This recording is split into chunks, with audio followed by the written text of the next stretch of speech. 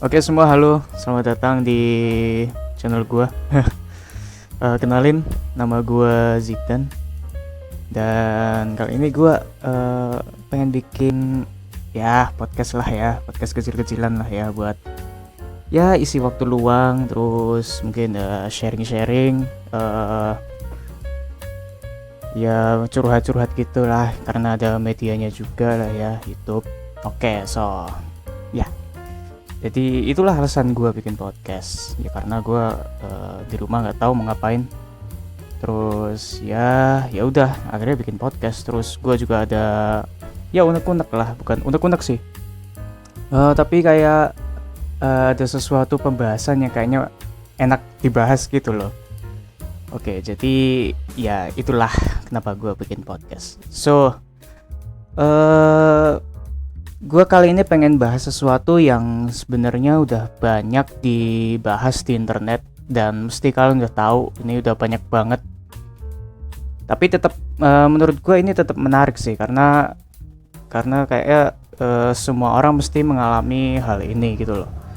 Karena gue juga kayak lagi masuk dalam fase ini. Jadi yang pengen gue bahas di sini adalah krisis identitas yang bahasa gaulnya quarter life crisis lah ya. Wah anjay.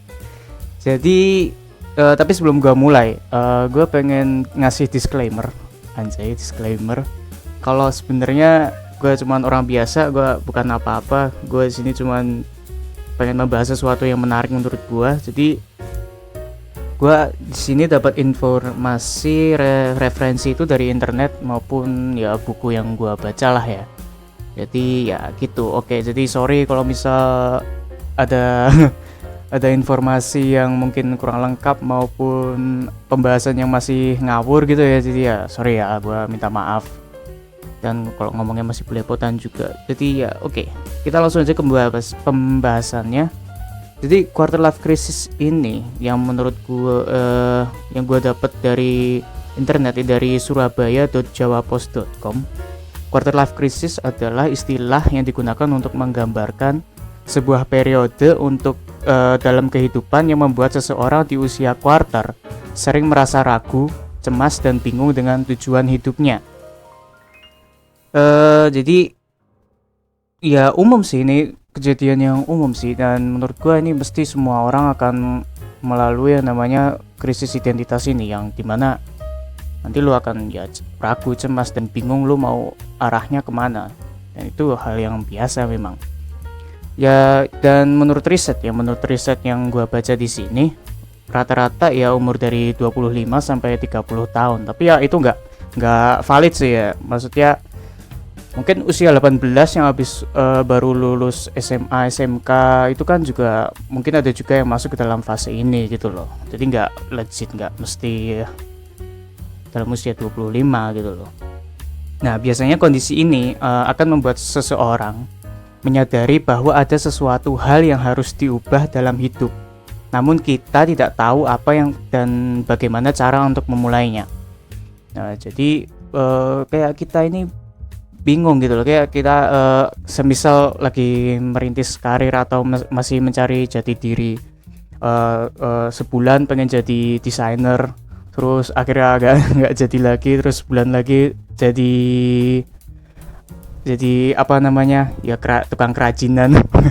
Ya mungkin juga ya, nggak tahu ya, kayak masih ngalur ngidul lah ya, masih terombang-ambing gitu sih. Terus nah biasanya kondisi ini itu banyak tuntutan yang dihadapi dari segi keluarga maupun orang terdekat. Apalagi kalau kita lihat teman kita ya, udah pada sukses, udah pada kerja, terus udah punya duit. Mungkin ada juga yang lu iri karena dia udah punya pacar dan lain sebagainya lah ya. Pokoknya kayak gitu sih. Menurut dokter spesialis kejiwaan, Dokter Brisatami Sawitri SPKJ, nah gue gak tahu itu siapa, kondisi ini ya normal, wajar, semua orang mesti akan mengalami ini. Tapi walaupun wajar, kalau nggak ditanggapi dengan hati-hati ya akibatnya buruk sih, bisa mengganggu kegiatan sehari-hari. Semisal ya kalau kita lagi mengerjakan sesuatu lah ya. Misal ada kerjaan terus dan lu nggak enjoy dengan pekerjaan itu, dan lu akhirnya ya tidak termotivasi, lu nggak nggak mau achieve itu, dan jadi males akhirnya lu kerja kayak gitu karena lu nggak enjoy. Balik lagi, dan apabila kalau udah mengganggu aktivitas ya ini nggak bagus, dan ekstrimnya lagi bisa sampai ke kesehatan mental lu jadi terganggu, bisa jadi overthinking dan lain sebagainya lah, pokoknya kayak gitu. Terus, jadi apa sih gejala-gejalanya? Anjay, gejala-gejala.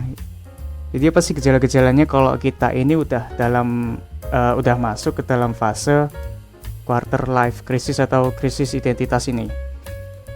Oke, jadi dari informasi ini dari internet, dari hellosehat.com, gejala-gejala quarter life crisis ini sebenarnya ada 7 di sini, tapi yang gua bahas kayak cuman ya dikit aja lah ya, cuman 4 atau 3 gitu. Oke, langsung aja yang pertama.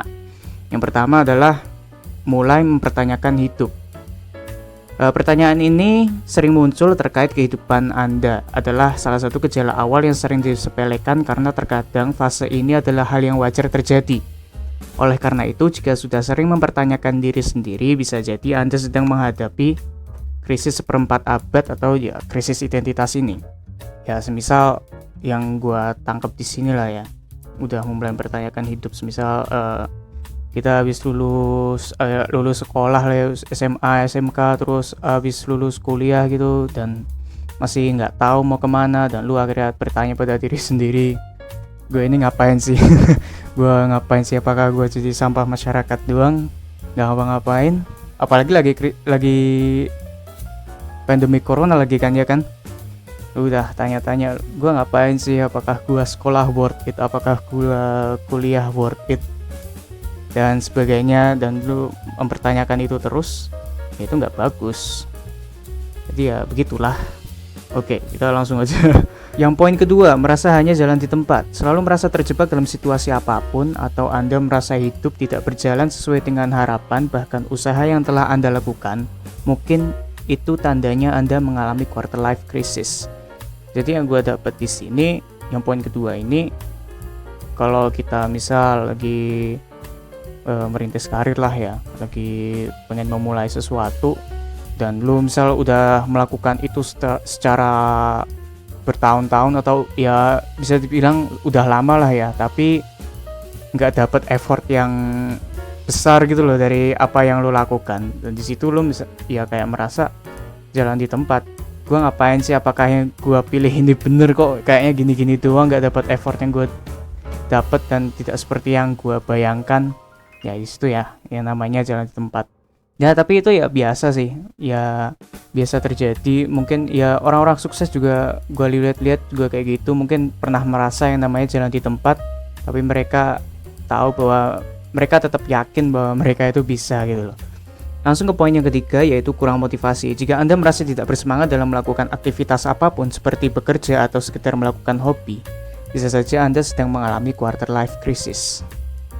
Nah, ketika kita sedang ya kayak merintis karir ataupun melakukan hal yang kita lakukan tapi nggak membawakan effort tersebut tadi, ya akhirnya jadi kurang motivasi karena kita udah melakukan hal yang itu terus dan nggak dapet dampak yang besar, dan lu akhirnya berpikir ya udahlah, males lah gua gini-gini terus, dan akhirnya lu melepaskan itu.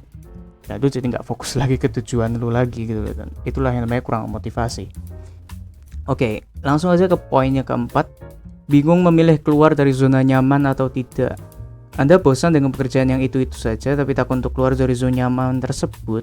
Nah, ini adalah contoh salah satu pertanda yang muncul bila sedang menjumpai krisis ini.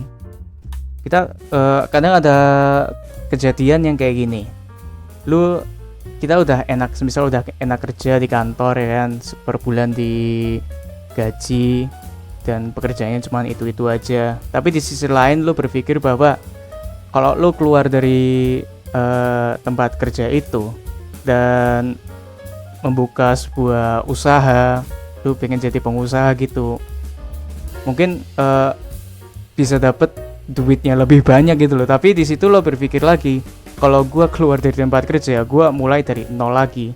Nah, Sinilah yang bikin bingung milih keluar dari zona nyaman lo atau enggak. Dan gitu sih. Jadi itu sih kayak gejala-gejalanya. Mungkin ada banyak sih, tapi yang di sini ada banyak banget gejala-gejalanya, tapi ya udahlah ya, segitu dulu aja. Gua juga masih bingung karena gua juga masih belajar lah ya. Ngomong masih belepotan, gak jelas. Jadi ya udah itu aja. Mungkin di next episode lah ya, kita akan bahas ini lagi. Jadi ya udah itu aja. See you again and bye. Thank you.